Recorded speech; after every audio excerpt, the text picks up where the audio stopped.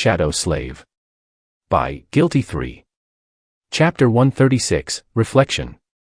On the other side of the sturdy door, there was a tiny room with stone walls and a single, narrow window that was closed with wooden shutters and draped in thick cloth. Harper had warned them not to open the windows during the night, but out here in the Tower of Dusk, no one would want to stare at the view anyway. Allowing any amount of light to seep out of the castle at night was considered to be a severe crime, so he had been pretty emphatic on that point. Of course, the gaunt young man didn't know that neither Sunny nor Cassie required light to move in the dark. They could open the windows as wide as they wanted. Not that they had any reason to. Inside the room, there was a bed with a straw mattress, a flimsy chest, and a tiny desk. On the desk, there was a basin filled with water, a few strips of clean cloth and an oil lamp. There was even a small round mirror made of polished bronze. Sunny caught a glimpse of his reflection and flinched, as though seeing a stranger. In these past 2 months, he had seen himself through the eyes of the shadow plenty of times, but it wasn't the same. He had changed a lot.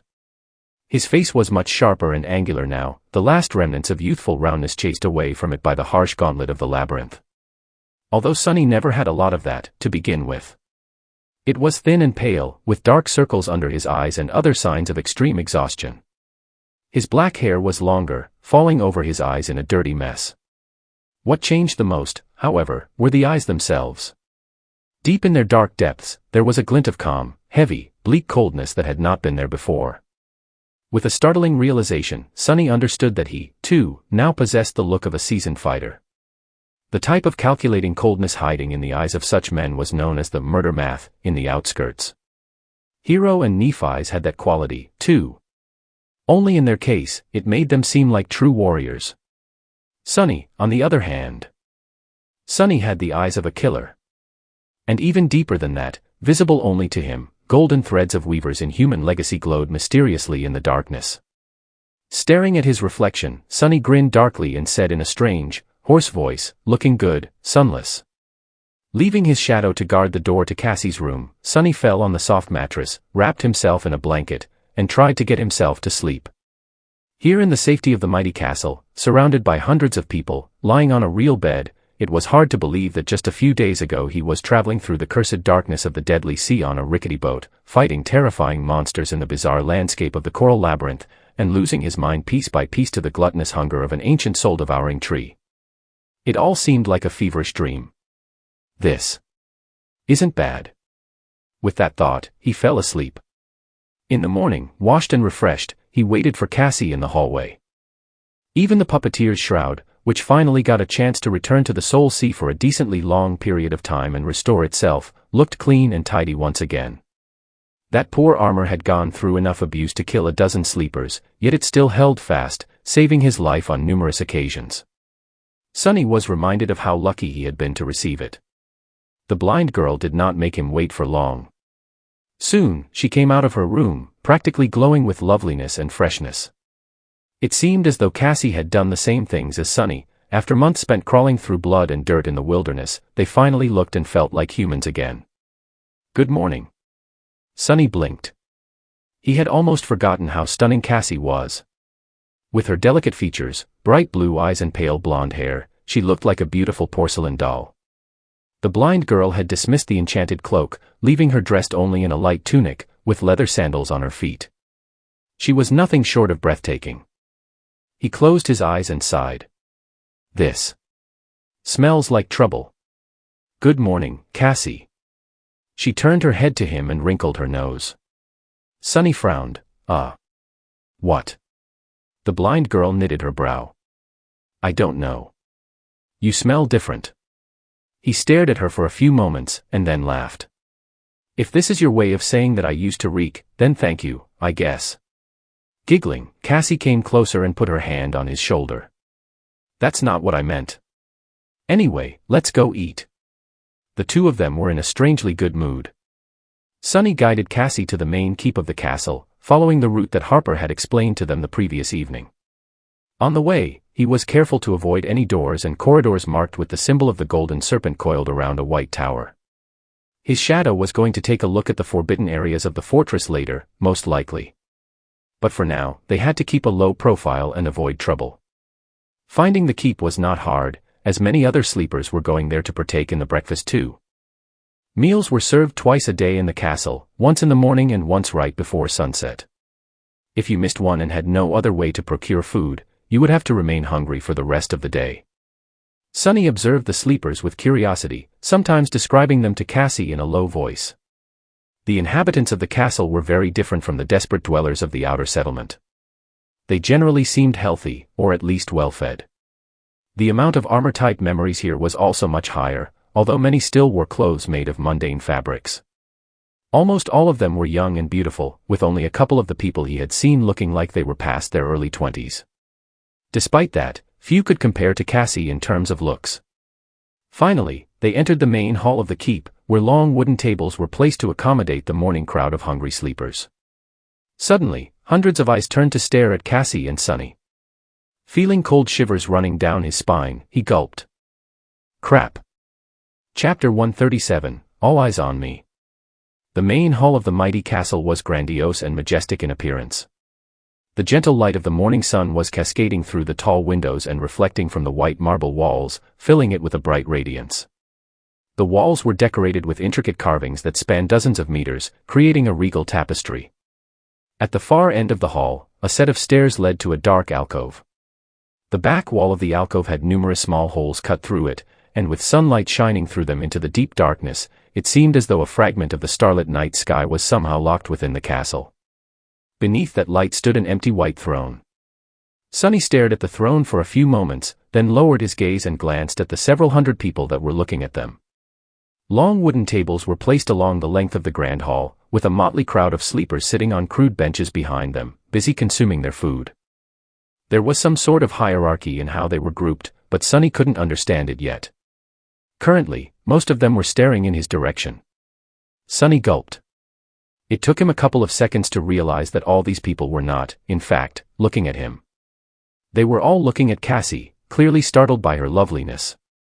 Crap. Just as he had thought, this smelled like trouble. The blind girl, meanwhile, was oblivious to the commotion her appearance had caused. Sensing the sudden tension in his muscles, she asked, Sunny, why did you stop? He narrowed his eyes, gave the crowd of sleepers his most menacing scowl, and answered in a flat tone, just taking in the view. Then, Sunny walked over to the young women rationing the food, received 2 plates of steaming monster meat stew, and guided Cassie to a relatively empty spot at the end of one of the tables. He even got 2 cups of something that closely resembled tea. Sitting down, he put the crudely made utensils into Cassie's hand and stared at his plate. He didn't like all this attention one bit. Look at that, Cass. They even got vegetables. I swear there's at least 2 pieces of a tomato in my stew. Or is it a carrot? What's that thing that looks like a red potato? Sunny had only seen vegetables in the academy's cafeteria, so he was not well versed in differentiating them. Teacher Julius had also only mentioned them in passing, since the chances of encountering a vegetable from the real world in the dream realm were not very high. To be precise, he had briefly showed Sunny pictures of the most common earth vegetables and said that if he ever was to find something that makes him think, that thing looks familiar, he should turn around and run. Cassie smelled her stew and said with a smile, I think it's a beetroot. Sunny blinked. Never heard of it. While they were innocently chatting, he was observing the sleepers through his shadow, waiting tensely for things to go wrong. And pretty soon, they did. Sunny gritted his teeth when 2 rough-looking young men suddenly rose from their benches and headed across the hall toward them with unpleasant excitement burning in their eyes. Here we go. Who would have thought that the thing that landed him in trouble would be Cassie's beauty, of all things? Usually, it was either his sharp tongue or his general obnoxiousness. Never, not even once, had it been his looks. Ouch. I shouldn't be jealous, right? The worst part was that the 2 approaching sleepers were obviously a part of Gunlog's gang. It was apparent from their armor and the fact that they carried their weapons in actual sheaths, like a pair of idiots. Memories could be freely summoned out of thin air, so the only reason to keep them visible at all times was for the sake of intimidation. He had noted that detail after meeting the castle guards yesterday. What had Harper said? If there is a misunderstanding with one of Gunlog's people, remember that these guys carry a heavy burden. Treat them with respect. In other words, swallow it. The young men approached their corner of the table with vulgar smiles. They were clearly undressing Cassie with their eyes. Sonny turned his head and looked up at them. The sleepers sitting nearby turned away with heavy looks, clearly afraid and uncomfortable. Maybe they just want to say hi. Sonny opened his mouth. Respectful. Remember. Be respectful, and said, "What the fuck are you degenerates staring at?" The whole hall was suddenly enveloped in silence. Once again, Sonny had found himself in the center of attention. But this time, everyone was actually staring at him instead of Cassie. I guess that's better. The few nearby sleepers who had pretended to not notice anything a few seconds earlier lowered their heads, as though trying to become smaller and disappear completely. Sonny glanced at them with disdain and turned back to the pair of young men who were currently towering above him, a dark and dangerous light dancing in their eyes. To be honest, his incendiary reaction had caught Sonny by surprise. The anger had taken the better of him for a moment, forcing the words out of his mouth. But the damage had already been done. It seemed as though his brotherly instincts were not only still alive, but also somewhat overwhelming. To hell with this. They want to see dark and dangerous. I'll show them.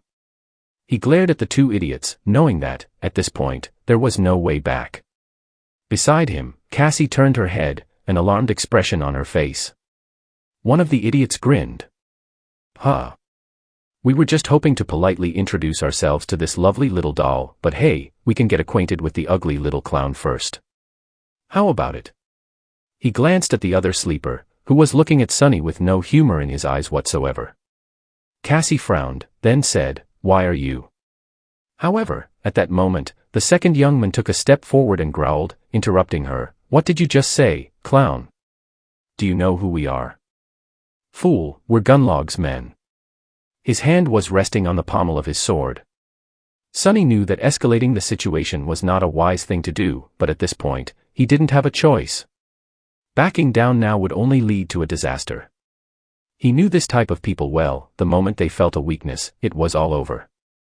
They understood only two things, fear and strength. Outstretching one hand, he scowled, looked the young men right into the eyes, and said, "Congratulations. Now get lost before I make you dead men." Perhaps recognizing something in his voice, or maybe in his eyes, the sleeper who had his hand on the pommel of the sword hesitated. For a second, Sonny almost believed that his threat worked. But then the young man furtively glanced around, and this tiny hope evaporated. If they were alone, maybe the sleeper would have reconsidered his desire to antagonize Sonny any further. But with all these people watching, he couldn't show fear. Sonny failed to account for one crucial detail. All bullies were cowards. But what they feared the most was people finding out about their cowardice. Gunlog's man bared his teeth in a threatening grin. "Those are terribly big words, coming from a puny weakling like you. You know what? I think your girl needs to keep better company. Why don't we help her out by making you disappear?" Sonny smiled. "I guess I'm going to kill a couple of fools today." Cassie, meanwhile, was not happy with what was happening at all. The frown on her face deepened. "I'll decide what company to keep myself. Now, please." However, they weren't listening to her. Sonny was already bracing himself for the worst-case scenario, prepared to summon the Midnight Shard at a moment's notice. But then, suddenly, a calm voice sounded from behind his back. "Leave them alone, please. They are my friends." Caught by surprise, Sonny hurriedly shifted his perspective to the shadow and glanced back. Behind him, a tall and confident young man stood calmly with his hands resting at his hips. He had brown hair and a gentle, handsome face. His eyes sparkled with friendly humor. It was Castor. Chapter 138, Unexpected Reunion. Without a doubt, it was Castor, the only person Sonny had ever seen defeat Nephi's in a fight, even if it was just during training. Back at the academy, Castor had been a star of their batch of sleepers. Handsome and friendly, he was not only popular, but also respected. And although it pained Sonny to admit it, that wasn't only because of his lofty status of a legacy. Even other legacies looked up to him. Many even considered him to be the true king of the rankings, speculating that Changing Star had gotten her first place by mistake. Castor was powerful, skilled, and charming.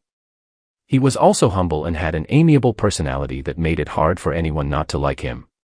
His background was impeccable, and his future was unquestionably bright. Basically, he was the polar opposite of Sunny. Damn. I knew that voice sounded familiar. Sunny turned his head and stared at the handsome young man in utter bewilderment. What was that guy doing here? The two sleepers who didn't even know how close they had come to tasting the sharp edge of the midnight shard were doing the same. There was no more excitement on their faces. Oh. It's you. That was my line. Castor looked at them with a silent smile. There was no apparent hostility in his eyes, but for some reason, Gunlock's men seemed to lose their desire to stir trouble. After glancing at each other, one of them said in a hesitant tone, "You know this guy, Castor?" He gave them a nod. "Yeah. We were in the academy together. Don't mind his rude behavior, guys, that's just how he is. Rough around the edges, but really nice once you get to know him well." "Since when do we know each other?" Sunny was irrationally angry at that statement, but forced himself to keep his mouth shut. He understood that Castor was just trying to defuse the situation. Actually, his arrival had been very timely. Sunny was sure of his ability to dispatch a couple of thugs. But what would happen next? He doubted that other members of Gunlock's host would just sit and watch.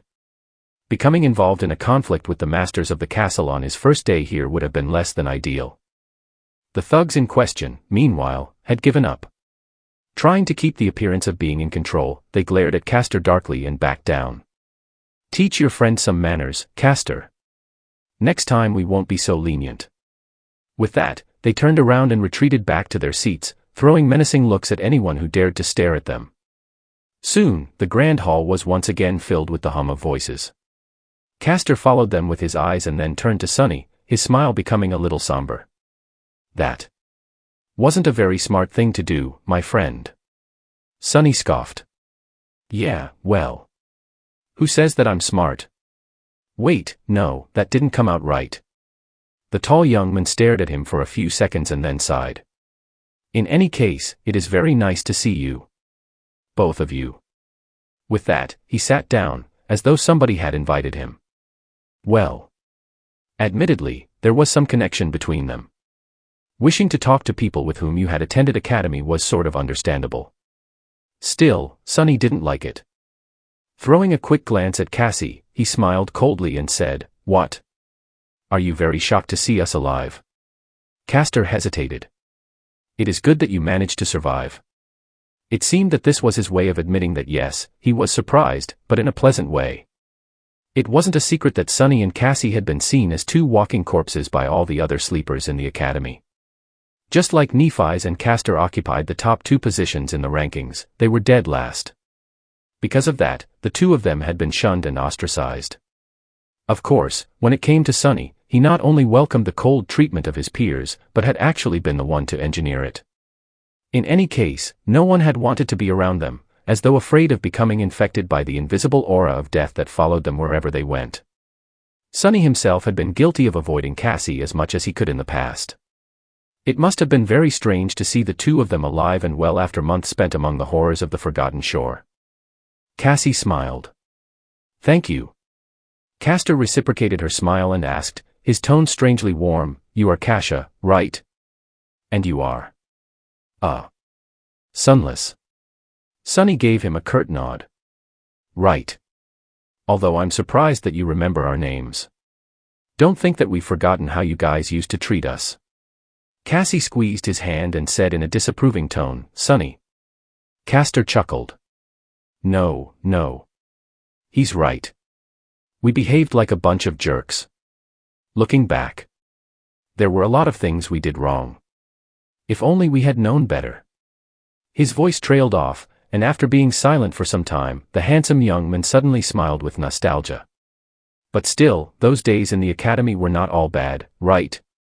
Heh, I still remember the first time I met you, Sunless. You made quite an impression.